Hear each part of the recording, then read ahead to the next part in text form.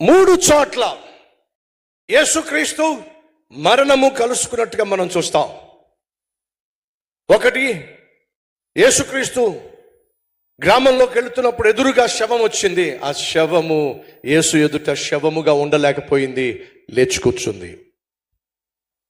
సమాధి చేయబడిన లాజరు దగ్గరకు యేసు జీవాధిపతి వచ్చినప్పుడు సమాధిలో ఉన్నటువంటి లాజరు శవముగా ఉండలేకపోయింది.